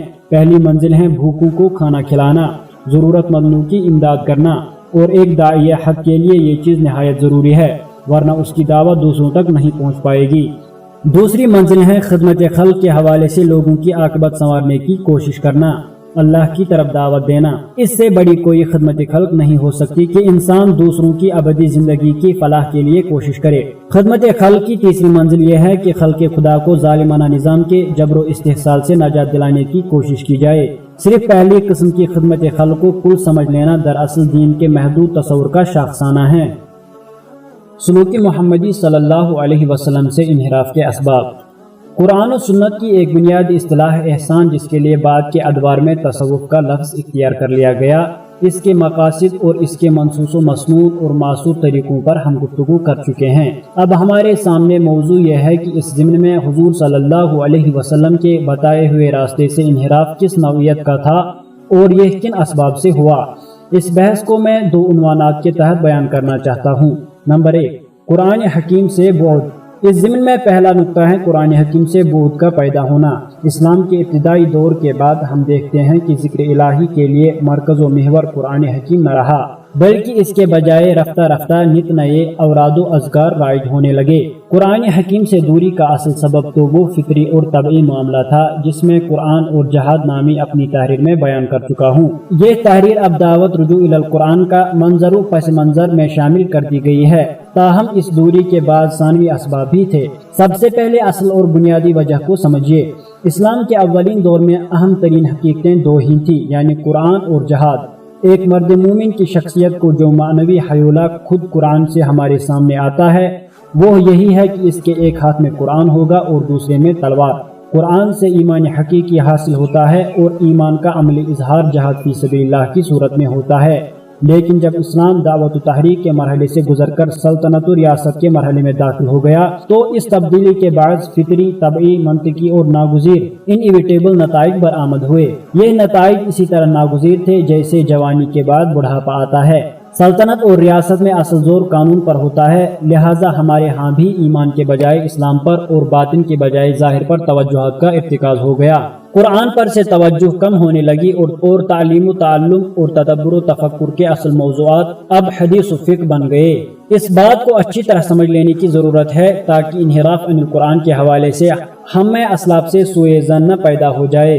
ایمان کے بجائے اسلام اور قرآن کے بجائے فقہ و قانون پر توجہ کسی بدنیتی کی وجہ سے نہیں ہوئی، بلکہ یہ اسلام کے سلطنت و ریاست کے دور میں داخل ہو جانے کا منطقی اور ان ایوائڈیبل نتیجہ تھا۔ البتہ اس میں کچھ ثانوی اسباب بھی شامل ہوئے کہ جب ہمارے ہاں دور ملوکیت میں دولت پرستی اور جاگیرداری آئی تو مقتدر طبقات نے شعوری طور پر کوشش کی کہ عوام کے سامنے قرآن نہ رہے، چشم مسلم سے رہے پوشیدہ یہ آئین تو خوب، اس لیے کہ اگر قرآن کی اصل تعلیمات لوگوں کے سامنے آئیں گی تو وہ ہمیں اس پیمانے پر ناپیں گے اور نتیجتاً ہم پر تنقیدی نگاہیں اٹھیں گی، لہٰذا بہتر یہی ہے کہ اس کتاب کو بند رکھا جائے۔ اس موضوع پر جناب یوسف سلیم چشتی مرحوم کا ایک نہایت قیمتی مقالہ قرآن حکیم سے بود و بیگانگی کے اسباب، حکمت قرآن، ستمبر 1994 عیسوی میں شائع ہو چکا ہے۔ میں نے عرض کیا تھا کہ ہر بدعت کسی نہ کسی سنت کی جگہ لیتی ہے، اسی طرح اگر کوئی صحیح اور مطلوب شے اپنی جگہ سے ہٹے گی تو لا محالہ کوئی غلط شے اس کی جگہ لے گی۔ چنانچہ جب ذکر کے حوالے سے قرآن حکیم مرکز و محور نہ رہا تو اس مقصد کے لیے مختلف اقسام کے اوراد و اذکار اختیار کیے جانے لگے۔ ان اذکار کے متعلق خود اہل تصوف بھی تسلیم کرتے ہیں کہ یہ طریقے مسنون نہیں ہیں، ان کا کوئی تعلق کتاب و سنت سے نہیں ہے، لیکن وہ دلیل یہ اختیار کرتے ہیں کہ یہ چیزیں اجتہاد کے ذریعے اختیار کی گئی ہیں۔ میں اس دلیل کو تسلیم کرنے کے لیے تیار نہیں ہوں، اس لیے کہ یہ چیزیں اجتہاد کی تعریف پر پوری نہیں اترتی ہیں، بلکہ یہ در حقیقت ایجاد و ابداع کے دائرے میں آتی ہیں۔ اس سلسلے میں دوسرا نقطہ یہ ہے کہ معاملہ صرف قرآن کی جگہ دوسرے اذکار کے اختیار کیے جانے تک محدود نہ رہا، بلکہ ان اذکار کی شدت اور مقدار میں بھی اضافہ کرنا پڑا۔ ظاہر ہے کہ قرآن حکیم کی غیر معمولی تاثیر اور ان اذکار کے اثرات میں زمین و آسمان کا فرق ہے۔ ذکر کے لیے کوئی بھی طریقہ اختیار کر لیے جائیں، خواہ وہ مجتہدانہ ہوں یا مبتدئانہ، ان میں قرآن حکیم کی سی تاثیر تو پیدا نہیں ہو سکتی، لہٰذا ان اوراد و اذکار کی کیفیت کوالٹی میں جو کمی تھی اسے کمیت و مقدار کوانٹٹی میں غیر معمولی اضافے کے ذریعے پورا کرنے کی کوشش کی گئی اور نہایت مشقت طلب طریقے اختیار کرنا پڑے، نتیجتاً قرآن پر سے توجہ مزید کم ہو گئی۔ اس طرح گویا ایک وشیس سرکل وجود میں آ گیا کہ اولاً تو ایک طبعی سبب سے قرآن پر توجہ میں کمی آئی، اس کے نتیجے میں روحانی پیاس کو بجھانے کے لیے نت نئے اوراد و اذکار اختیار کیے جانے لگے اور قرآن گویا رفتہ رفتہ اذکار رفتہ ہوتا چلا گیا۔ قرآن حکیم سے دوری کا جو سب سے خطرناک نتیجہ برآمد ہوا وہ یہ تھا کہ قرآن کے فلسفہ و حکمت سے بھی بعد پیدا ہو گیا۔ ظاہر ہے کہ قرآن صرف ذکر الہی کا ذریعہ ہی نہیں بلکہ اپنے پڑھنے والوں کی ذہنی اور عقلی اعتبار سے رہنمائی بھی کرتا ہے۔ انسان کی فلسفیانہ پیاس کو بجھانے کا سامان بھی اسی کتاب میں ہے۔ حقیقت اور معرفت کی تلاش کے جذبے کو بھی قرآن ہی سے تسکین ملتی ہے۔ عالم اسلام میں قرآن حکیم سے دوری نے ایک فکری خلا کو جنم دیا और फिर यूनानी फलसफा व मंतिक और नव अफलातूनियत नियो प्लेटोनिज्म के अफकार की यलगार हुई तो हमारे बड़े बड़े जहन इससे आज़ाद न रह सके। शाह वलीउल्लाह दहलवी रहमतुल्लाहि अलैह जैसी शख्सियत अफलातून के ख्यालात से आज़ाद न हो सकी तो फिर और किसकी बात की जाए। यहाँ तक कि हमारे यहाँ इल्मुल अखलाक पर जो किताबें तस्नीफ की गई उनमें भी यूनानी हुक्माही की पैरवी नजर आती हैं। चुनांचे कुरान हकीम के फ़लसफ़े व हिकमत से दूरी की वजह से जो फिक्री खला इंटेलेक्चुअल वैक्यूम पैदा हुआ था वो इन्हीं बैरूनी फ़लसफ़ों की मदद से पुर किया गया और इस अमल ने हमें कुरान हकीम से मजीद दूर कर दिया। यह दूरी इस माना में नहीं थी कि कुरान को मानना छोड़ दिया गया हो या इसे पढ़ना तर्क कर दिया गया। मुसलमानों का कुरान पर ईमान भी रहा, उसकी तिलावत भी होती रही, लेकिन कुरान हकीम के जरिए अपनी जहनी और फिक्री प्यास को बुझाने का सिलसिला खत्म हो गया। कुरान मजीद के जरिए अपनी रूहानी तरक्की की कोशिश का मामला न रहा। कुरान से हमारी निस्बत खत्म हो गई और ताल्लुक मुनक़ते हो गया। बकौल इकबाल अलैहिर्रहमा खौर अज महजूरी कुरान शुदी शिकवा संज गर्दिश दूरान शुदी एचू शबनम बरजमी अफ्तंदे दर बगल दारी किताबे जिंदे। चुनांचे वाज़ नसीहत का सिलसिला तो बरकरार रहा, लेकिन इसमें भी कुरान हकीम को मरकजी हैसियत हासिल न रही। वाइज़े दस्तान जन अफसाना बंद माने ऊ पस्त हर्फ ऊ बुलंद अज खतीबो देलमी गुफ्तारी ऊ बाज़ईफ़ो शाज़ मुरसल कारी ऊ। यानी वाइज़ का हाल यह है कि हाथ भी खूब चलाता है और समा भी खूब बांध देता है। इसके अल्फाज अगरचे पुरशिकवा हैं, लफ्ज़ी इंतहा की है, लेकिन माना व मफ़हूम के एतबार से नहायत पस्त और हल्के हैं। इनमें कोई मगज़ एसेंस है ही नहीं। इसकी सारी गुफ्तगू खतीब बगदादी या इमाम दैलमी से माखूज है और इसका सारा सरोकार महज ज़ईफ़ शाज़ और मुरसल अहादीस पर रह गया और इन पर मुस्तज़ाद सिर्फ कुछ किस्से कहानियाँ हैं, सूफिया के मुबालगा आमेज और झूठे सच्चे वाक़यात हैं जिनकी बुनियाद पर सारा वाज़ कहा जाता है। यह मामला तो हमारे दौर में तबलीगी जमात तक पहुँचा हुआ है, जिनके यहाँ फ़ज़ाइल की किताबों में अक्सर व बेशतर ज़ईफ़ अहादीस की भरमार है। इसी तरह तज़किये नफ्स का मामला है। सूफिये पश्मीने पोश हाल मस्त अज शराबे नगमे कव्वाल मस्त आतश अज शहर इराकी दरदिलिश दरनमी साजद बकुरान महफिलिश। यानी ऊनी गुदड़ी पहनने वाले सूफी की महफिल में कुरान का जिक्र ही नहीं, इसके साथ उसे साजगारी और मुवाफ़क़त है ही नहीं। हाँ, कव्वाल के नगमे से वो मदहोश हो जाता है, इराकी के शहर से उसके दिल में आग भर जाती है। अलगरज कुरान से दूरी वो पहला कदम था जिसकी बदौलत हुजूर सल्लल्लाहु अलैहि वसल्लम के बताए हुए तरीके से इन्हिराफ शुरू हुआ। जिक्र तो जारी रहा, लेकिन इसके ज़िम्न में तमाम तर तवज्जुह कुरान से हटकर दीगर औराद व अज़कार पर मरकूज हो गई। आज जो शय जिक्र शुमार होती है इसका कोई सुराग और इसकी कोई सनद कुरान और हदीस में मौजूद नहीं और ये हकीकत अहले तसव्वुफ भी तस्लीम करते हैं। चुनांचे मौलाना मोहम्मद अकरम आवान साहिब के मुर्शिद मौलाना अल्लाह यार चकड़ालवी ने दलाइलुस सुलूक नामी किताब में माना है कि यह तरीके मसनू नहीं है बल्कि इन्हें इज्तिहाद के जरिए इख्तियार किया गया है। लेकिन जैसा कि मैं अर्ज कर चुका हूँ, ये इज्तिहाद नहीं बल्कि इब्तिदाऊ ईजाद है। गुज़श्ता निशस्त में एक नुक्ता मैंने जानबूझकर छोड़ दिया था, लेकिन अब मैं चाहता हूँ कि उसे भी बयान कर दूँ। मैं अपने दुरुस में हमेशा जिक्र के 4 ज़राया बयान करता रहा हूँ, लेकिन इस मरतबा मैंने सिर्फ 3 ही ज़राया बयान किए थे, यानी अज़्ज़िक्र खुद कुरान हकीम, फिर जिक्र की जामिया तरीन शक्ल नमाज, फिर अज़कार मसनूना रोज़मर्रा मामूलात के हवाले से या वो तस्बीहात जो हुजूर सल्लल्लाहु अलैहि वसल्लम ने तलकीन फरमाई हैं। चौथी चीज़ है कोई मखसूस जिक्र जो किसी खास शख्स के लिए तजवीज़ किया जाए। ये दरअसल मुआलिजे नफ्स के लिए होता है। इस नुक्ते को मुखालफत नफ्स ही के ज़िम्न में शामिल कर लीजिए कि अल्लाह ताला ने मुख्तलिफ लोगों के मुख्तलिफ मिजाज बनाए हैं। किसी पर शहवत का गलबा ज्यादा है लेकिन माल व दौलत की हिर्स नहीं है। किसी के लिए असल शय ही पैसा है और किसी दूसरी चीज से उसे कोई दिलचस्पी नहीं। किसी की असल ख्वाहिश शोहरत का हुसूल है जिसके लिए वो सब कुछ कुर्बान करने के लिए आमादा है, या किसी को सिर्फ वजाहत और इक़्तिदार की आरज़ू है। लिहाजा इंसानी नफ्सियात का कोई माहिर किसी खास शख्स के मुहर्रिकात दाइयात नफ्स का तज्ज़िया करके तशखीस कर लेता है कि उस पर किस शय का गलबा ज्यादा है और फिर इसी तशखीस को मद्देनजर रखते हुए वो उस शख्स के लिए कोई मखसूस जिक्र तजवीज़ करता है। जाहिर है कि इस नौइयत की चीज़ों को तमाम लोगों के लिए मुस्तकिल मकाम दे देना बड़ी गलती होगी। मुस्तकिल हैसियत तो उन्हीं चीज़ों की रहेगी जो मोहम्मद अरबी सल्लल्लाहु अलैहि वसल्लम ने बताई हैं। अलबत्ता आप सल्लल्लाहु अलैहि वसल्लम ने भी बाज़ अफराद को मखसूस अज़कार तलकीन फरमाए हैं जो इस चौथी किस्म में शामिल समझे जाएंगे। नंबर 2, जहाद से दूरी। सुलूक मोहम्मदी सल्लल्लाहु अलैहि वसल्लम से इन्हिराफ का दूसरा सबब यह हुआ कि मुखालफत नफ्स की रियाजतों के ज़िम्न में दावत व इकामत दीन के जद्दोजहद और जहाद फी सबीलिल्लाह सिरे से खारिज अज बहस हो गए। इसका भी असल सबब तो बिल्कुल फितरी और तबई था, यानी जब इस्लाम दावत व तहरीक के मरहले में था तो जहाद की हैसियत फर्ज आइन की थी, इसलिए कि दावत व तबलीग भी जहाद है, नज़म की पाबंदी भी जहाद है, और हक व बातिल के माबैन बराह रास्त तसादुम और किताल का मरहला आ जाए तो वो भी जहाद है। ताहम जब इस्लाम सल्तनत और रियासत के मरहले में दाखिल हुआ तो अब इस हमागीर जहाद का तस्वुर सिमट कर मखसूस किताल तक महदूद होकर रह गया। जहाद को किताल का हममाना करार दे दिया गया और इस किताल का मकसद भी सिर्फ ममलिकत की सरहदों का दिफा और अगर बस चले तो तवसी तक महदूद हो गया। जाहिर है कि अगर किसी महाज पर एक मखसूस तादाद में आदमियों की जरूरत थी और इस तादाद में आदमी निकल आए तो गोया बाकी सब की तरफ से ये फर्ज अदा हो गया। नतीजा ये हुआ कि जहाद फर्ज आइन के बजाय फर्ज किफाया करार पाया। ये मामला तो दौर खिलाफत राशिदा ही में हो गया था, और मैंने हमेशा अर्ज किया है कि अगर दीन गालिब हो तो तकर्रुब बिन नवाफिल का रास्ता बिल्कुल सही है। आप नफली इबादत के जरिए अल्लाह ताला का जितना भी मुमकिन हो कुर्ब हासिल करें, या मुखालफत नफ्स के लिए जो एक बहुत बड़ी और जामे इबादत है यानी हज, उसे इख्तियार करें। लेकिन जब खिलाफत राशिदा भी खत्म हो गई तो अब मसला दोहरा हो गया। अब मलूकियत और जागीरदारी पर मबनी जालिमाना निज़ाम आ गया, जिसके खिलाफ नजरी तौर पर जद्दोजहद होना चाहिए थी, लेकिन अमली तौर पर दो रुकावटों के बाइस नहीं हो सकी।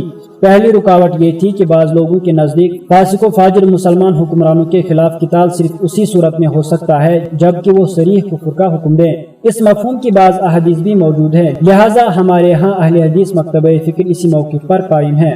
अलबत्ता इस मामले में इमाम अबू हनीफा रहमतुल्लाहि अलैह ने वाक़िअतन मुज्तहिदाना बसीरत से काम लेते हुए खुरूज का दरवाज़ा खोला है, लेकिन उन्होंने भी शर्त इस कदर कड़ी आयद कर दी कि अमलन ये नाकाबिले हुसूल हो गया, यानी खुरूज उसी सूरत में हो सकेगा जबकि तब्दीली लाने के लिए जरूरी कुव्वत फराहम हो चुकी हो।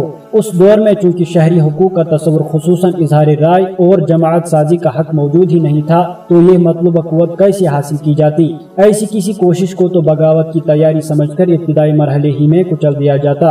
तो ये इस मामले की दूसरी रुकावट थी। इस तरह हुजूर सल्लल्लाहु अलैहि वसल्लम के तरीक़े तज़किया और तरीक़े सुलूक में जो अमली शोबा था यानी जहाद फी सबीलिल्लाह, वो अमली तौर पर कल अदम होकर रह गया।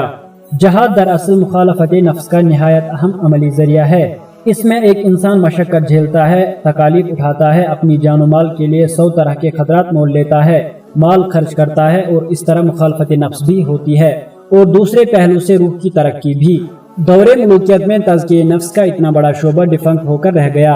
मैं मिसाल दिया करता हूँ कि फर्ज कीजिए कि एक दरख्त है जो तबई तौर पर ऊपर की तरफ उठ रहा है, लेकिन अगर इसके रास्ते में छत हाइल हो जाती है तो अब वो लामुहाला टेढ़ा हो जाएगा और किसी जानिब को मुड़कर बढ़ना शुरू हो जाएगा, क्योंकि ऊपर की सिमत में तो उसके लिए रुकावट है। चुनांचे मलूकियत वो रुकावट या छत बन गई जिसे ख्वाही नख्वाही कबूल करना पड़ा। नतीजतन दौरे मलूकियत में जब मुखालफत नफ्स का ये अहम शोबा बंद हुआ तो इसके हिस्से का सारा बोझ भी औराद अज़कार और मुराकबों और चिल्लों पर आ गया। यही वजह है कि हमारे यहाँ वही नित नए चिल्ले, नित नई रियाजतें, साल हर साल की सयाहत, जंगलों और वीरानों में बरसों गुजारने के तरीके रिवाज पा गए, यहाँ तक कि इस्लाम में बेआईनी ही रहबानियत वाला रंग पैदा हो गया। हालांकि हुजूर सल्लल्लाहु अलैहि वसल्लम ने वाज़ेह तौर पर फरमा दिया था, ला रहबानियत फिल इस्लाम इल्ला अल जहाद फी सबीलिल्लाह और ला सयाहत फिल इस्लाम इल्ला सौम। आप सूफिया के किस्से पढ़ लीजिए, उनमें वही 40-40 साल की रियाजतों और शदीद किस्म की मशक्कतों का तज़किरा मिलेगा। बहुत से सूफियों ने तजर्रुद की जिंदगी गुजारी, इसलिए कि घर घर हस्ती का खखेड़ मोल लेकर तज़किये नफ्स कैसे करेंगे। इस मामले को एक मरतबा फिर समझ लीजिए कि सदर अव्वल में अहम तरीन हकीकतें दो ही थी, यानी कुरान और जहाद, और इन दोनों को लिंक करने वाला ईमान था। लेकिन जब इस्लाम दावत तहरीक के मरहले से गुजरकर सल्तनत और रियासत के दौर में दाखिल हो तो एक तबई और फितरी अमल के तौर पर तवज्जुहात में शिफ्ट पैदा हो गया। एक तरफ जिक्र के लिए कुरान पर से तवज्जो हट गई और अज़कार के मुख्तलिफ तरीके राइज होने लगे, दूसरी तरफ दावत इकामत दीन और जहाद फी सबीलिल्लाह पर से तवज्जो हट गई और निहायत मशक्कत तलब और गैर मसनून रियाजतें राइज होने लगी। इसके साथ ही सारा जोर नफली इबादत पर आ गया और तकर्रुब बिल फराइज के बजाय तकर्रुब बिन नवाफिल का मामला बढ़ता चला गया। इलाज इसका। अब आइए इस सवाल की तरफ कि इलाज क्या हो। जब तशखीस हो गई कि सुलूक मोहम्मदी सल्लल्लाहु अलैहि वसल्लम से इन्हिराफ किस नौइयत का था और क्यों कर हुआ, तो अब इलाज भी जाहिर है, यानी अल-औद इलल बद, उसी तरीके की तरफ दोबारा रुजू किया जाए जो इब्तिदा में इख्तियार किया गया था। इसी का नाम तजदीद है और इसी को रिवाइवल और रिनेसेंस कहते हैं। यह इलाज भी इन्हिराफी की तरह 2 सतहों पर करना होगा। अव्वलन रुजू इलल कुरान, वो तवज्जुह जो कुरान से हट गई थी उसे दोबारा इस पर मरकूज करें, जो मामला गलत रुख पर पड़ गया था उसे सही जगह पर लाएं। ईमान की शिद्दत या गहराई भी कुरान से हासिल होगी और ईमान की गहराई और इसका इंटेलेक्चुअल एलिमेंट भी कुरान ही से मिलेगा। मारिफत की प्यास भी इसी से बुझेगी और तलाश हकीकत के जज्बे की भी इसी से तस्कीन होगी। बकौल इकबाल अलैहिर्रहमा, चूं बजा दर रफ्त जहाँ दिगर शवद, जहाँ चू दीगर शुद जहाँ दीगर शवद, और किश्तने इबलीस कारे मुश्किल अस्त, जां के उगुम अंदर आमा के दिल अस्त, खविश्तर आबाशद मुसलमानश कुनी, किश्ते शमशीर कुरानिश कुनी। इन अशआर में इकबाल के फिक्र की बुलंदी मुलाहिजा कीजिए। मैंने इकबाल को फिक्र इस्लामी का मुजद्दिद यूं ही तो नहीं मान लिया है। कुरान हकीम के मुतालिक एक नुक्ता और है जिसे जहन नशीन कर लेना चाहिए। कलाम इलाही का एक पहलू है इसकी तकरार, यानी उसे पढ़ते रहो पढ़ते रहो पढ़ते रहो, और दूसरा पहलू है इसका फहम, तफक्कुह, गौर फिक्र, तदब्बुर, तफहुम। ये दोनों पहलू जरूरी हैं, लेकिन मिकदार के एतबार से उनके माबैन निस्बत और तनासुब का मामला बरअक्स रहेगा। अगर तफहुम, ताकुल और तफक्कुह कम है तो तकरार तिलावत और बार बार की रेपिटेशन पर जोर देना होगा, और अगर गौर फिक्र का मामला बढ़ जाए तो तकरार की कम शिद्दत से भी मतलूबा मकसद हासिल हो सकता है। इरशाद रब्बानी है, सनुरीहुम आयातिना फिल आफाकी वफी अंफुसिहिम हत्ता यतबय्यन लहुम अन्नहुल हक। सूरह हामीम सजदा आयत नंबर 53। हम इन्हें अनकरीब अपनी निशानियां दिखाएंगे, आफाक में भी और उनके नफूस में भी, यहाँ तक कि उन पर यह वाज़ह हो जाएगा कि यही कुरान अल हक है। देखिए, कुरान इस्तिखराजी मंतिक, डिडक्टिव लॉजिक के इस्तिदलाल से ज़ात बारी ताला को नहीं मनवाता, बल्कि इस्तिक्राई मंतिक, इंडक्टिव लॉजिक को इस्तेमाल करता है। वो कहता है कि अपने चारों तरफ देखो, कायनात पर गौर करो, ये तमाम मज़ाहिर फितरत अल्लाह ताला की निशानियां ही तो हैं। जैसे खोल आंख, ज़मीन देख, फलक देख, फजा देख। इस तरह आयात रब्बानिया की 3 अक़साम हो गई, कुरानी आयात, आफाकी आयात और अनफुसी आयात। इन तीनों के माबैन हम आहंगी है और इन पर गौर व फिक्र करने के नतीजे में इंसान के अंदर का शऊर खुफ्ता, डोरमेंट कॉन्शियसनेस उभर कर सतह पर आ जाता है। इसी का नाम तज़क्कुर है, यानी याद दहानी हासिल करना। यही हुसूल ईमान का तरीका है। अब जाहिर है कि आज मज़ाहिर फितरत का जितना इल्म और फहम इंसान को हासिल हो चुका है वो पहले तो नहीं था। लिहाजा साइंसी हक़ाइक़ के मुनकशिफ और मुबरहन होने की वजह से आज फहम कुरान के भी नए से नए रास्ते खुल रहे हैं और तअक्कुल व तफ़हुम कुरान का पहलू आज बहुत ज्यादा अहमियत इख्तियार कर चुका है, जो उस दौर में इस अंदाज से मौजूद न था। चुनांचा आज तज़क्कुर बिल कुरान की शऊरी और इंटेलेक्चुअल जहत असल अहमियत की हामिल बन चुकी है। इसी नुक्ते से अल्लामा इकबाल अलैहिर्रहमा के इस मौक़िफ़ का ताल्लुक जुड़ता है जो उन्होंने अपनी तश्कील जदीद इलाहियात इस्लामी में पेश किया है कि तज़किये नफ्स के लिए सूफिया ने जो तरीके ईजाद और इख्तियार किए थे, आज के इंसानों की तबाया उन मशक्क़त तलब और कठिन रियाजतों, रिगोरियस एक्सरसाइजेस की मुतहम्मिल नहीं हो सकती। हमने मुखालफत नफ्स की इन रियाजतों पर इस एतबार से तो गौर किया था कि वो मसनून नहीं बल्कि तरीक़े मुहम्मदी सल्लल्लाहु अलैहि वसल्लम से इन्हिराफ़ व इल्हाद की मज़हर हैं, और इन गैर मसनून तरीकों को उस वक्त इख्तियार किया गया जबकि बातिल और निज़ाम बातिल के खिलाफ जहाद का दरवाज़ा बंद हो गया था। लेकिन इसमें इजाफी बात यह भी है कि इस दौर के सूफिया ने जो शदीद और कठिन रियाजतें तजवीज़ की थी, आज का इंसान वाक़ियतन इनका मुतहम्मिल नहीं है।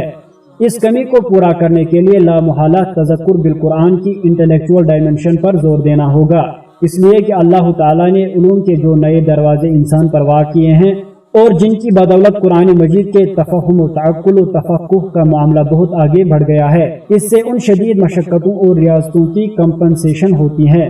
इससे इन शदीद मशक्क़तों और रियाजतों की कंपनसेशन होती है। इलाज के ज़िम्न में पहला नुक्ता रुजू इलल कुरान है और दूसरा ये कि मुखालफत नफ्स के लिए दोबारा दावत व इकामत दीन की जद्दोजहद की तरफ पलटा जाए, इबादत में तक़र्रुब बिल फ़राइज़ पर जोर हो और सूफिया के दौर में नफली इबादत पर जो ओवर एम्फेसिस हो गया था उससे रुजू किया जाए।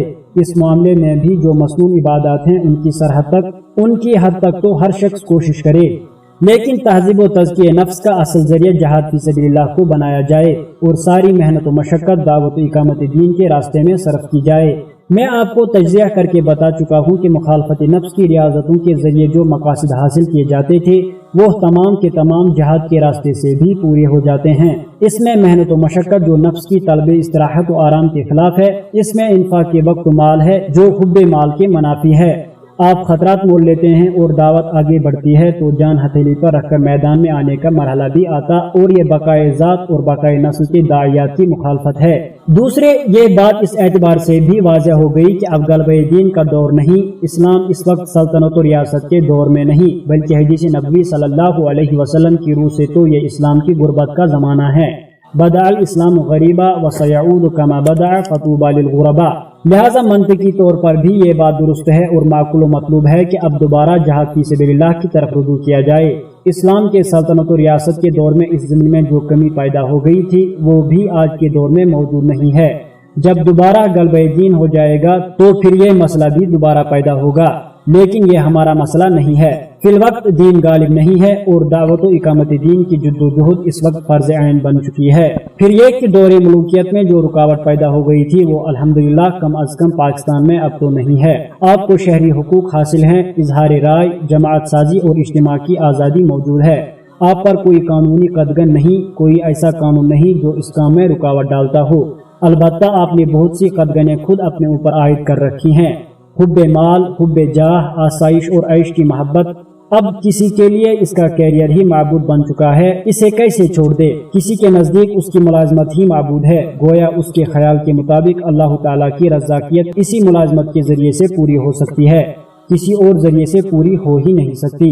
یہ سب وہ رکاوٹیں ہیں جو آپ نے خود اختیار کر رکھی تھی، ان کی ذمہ داری آپ پر ہے۔ خارجی طور پر تو کوئی رکاوٹ موجود نہیں ہے، آپ جتنا ایثار کر سکتے ہیں کریں۔ اس جد و جہد میں آپ جتنا گڑ ڈالیں گے اتنا ہی میٹھا ہوگا۔ This depends entirely upon you۔ آپ جتنی قربانی دیں گے اتنا ہی اپنی روحانی ترقی کا راستہ کھولیں گے، جتنی نفس کی مخالفت کریں گے اتنی ہی ارتقاء روحانی کی منازل طے ہوں گی۔ اب وہ معاملہ تو نہیں ہے کہ کوئی ذرا سی بات کرتا تو باغی اور گردن زدمی شمار ہو جاتا تھا۔ حضرت حسین رضی اللہ تعالیٰ عنہ کو اسی لیے باغی سمجھا گیا کہ اس وقت بیعت لے کر جنگ کرنے کے سوا کوئی اور راستہ تھا ہی نہیں۔ حضور صلی اللہ علیہ وسلم کے لیے اللہ تعالیٰ نے خصوصی طور پر اس جہاد کے ضمن میں سازگار حالات پیدا فرما دیے تھے، جنہیں میں نے حال ہی میں اپنی تقاریر میں واضح کیا ہے۔ جزیرہ نمایاں عرب میں ایک مرکزی حکومت کا نہ ہونا در حقیقت حضور صلی اللہ علیہ وسلم کے لیے بہت بڑی سہولت تھی۔ دوسرے، اس وقت کی سپر پاورز یعنی روم اور ایران کا غافل رہنا کہ انہیں پتہ ہی نہیں چلا کہ ان کی جڑیں کٹ رہی ہیں۔ ان عوامل کی بدولت حضور صلی اللہ علیہ وسلم کو بریتھنگ سپیس ملی۔ آپ کے علم میں ہے کہ حکومت نام کی کوئی شے اگر تھی تو کسی درجے میں مکہ میں تھی، اور اسی لیے حضور صلی اللہ علیہ وسلم کو بالآخر وہاں سے نکلنا پڑا۔ اس حوالے سے پاکستان میں وہ رکاوٹیں موجود نہیں ہیں۔ یہ درست ہے کہ نظام باطل کے پاسبانوں کے پاس ہر نوع کے وسائل ہیں، وہ آپ کی کردار کشی، کریکٹر اسیسینیشن کر سکتے ہیں، بڑے سے بڑے قلمکاروں کو اس مقصد کے لیے خرید سکتے ہیں۔ چنانچہ یہ سب تو ہوگا، لیکن قانونی اور آئینی اعتبار سے نہ تو آپ کے ہاتھ بندھے ہوئے ہیں، نہ جیسے بول کہ لب آزاد ہیں تیرے کہ مصداق آپ کی زبان ہی پر کوئی تالے ڈال دیے گئے ہیں۔ اب اس بحث کو سمیٹ لیں، دیکھیے تزکیہ نفس اور تصوف کے حوالے سے بھی سارا تجزیہ اور ساری تشخیص اسی نقطے پر آ گئی، یعنی دعوت و اقامت دین کی جد و جہد۔ اصل کام وہی ہے جو ہم کر رہے ہیں، جیسے آئی صدائے جبریل تیرا مقام ہے یہی۔ یہاں میں اس آئے مبارکہ کا حوالہ دوں گا کہ قل ھذہ سبیلی ادعو الی اللہ علی بصیرۃ انا ومن اتبعنی۔ الحمدللہ کہ جہاں تک فکر اور سوچ کا تعلق ہے تو یہ سارا تانا بانا اور سغرا کبرا اس کام کے شروع کرنے سے پہلے ہی میرے ذہن میں مکمل تھا۔ اس کی گواہی کے لیے میری کتاب چوں اسلام کی نشأت ثانیہ اور مسلمانوں پر قرآن مجید کے حقوق کا مطالعہ کر لیجئے، یا حقیقت زندگی نامی مضمون دیکھ لیجئے جو 1966 عیسوی میں لکھا تھا، یا اسلام میں عقل و نقل کی کشمکش نامی تحریر پر ملاحظہ کر لیجئے جو 1968 عیسوی میں لکھی گئی تھی۔ اب میں اسی آیت کو ایک دعویٰ کی صورت میں تبدیل کر کے پڑھ رہا ہوں۔ ھذہ سبیلی ادعو الی اللہ علی بصیرۃ انا ومن اتبعنی سبحان اللہ وما انا من المشرکین ولا انا من المبتدعین۔ اللہ پاک ہے، میں نہ مشرکوں میں سے ہوں اور نہ مبتدعین میں سے، اگرچہ ای سعادت بزور بازونیست تانے بخشد خدائے بخشزہ۔ جہاں تک مقاصد کا تعلق ہے تو اہل تصوف کے مقاصد کو میں 100% دین سمجھتا ہوں۔ میں نے آپ کو مولانا امین احسن اصلاحی صاحب کا قول سنایا تھا کہ اسلام کے اصل فلسفی صوفیہ ہی ہیں، لہٰذا اس پہلو کو بھی ذہن میں رکھیے کہ میری سوچ میں یہ عنصر بھی ہے، خواہ وہ فلسفہ وجود کے حوالے سے ہو یا حقیقت زندگی اور حقیقت انسان کے حوالے سے۔ लेकिन मेरा असल मबदा और मंबा, मेरा उड़ना बिछोना, मेरी सोच का माखज और सोर्स दर हकीकत कुरान हकीम ही है। मेरी सोच में अक्ल व मंतिक या कियास के हवाले से जो इजाफे हैं वो अलग रहेंगे, लेकिन इसका असल ताना बाना कुरान मजीद के मुहकमात पर कायम है। इसमें तसव्वुफ का फलसफियाना हिस्सा भी शामिल है, लेकिन जहाँ तक तसव्वुफ के अमली पहलू का ताल्लुक है तो इसके मुतालिक तफसील आपके सामने आ गई कि इसकी असास क्या थी, किस तरह इन्हिराफ हुआ और क्यों हुआ।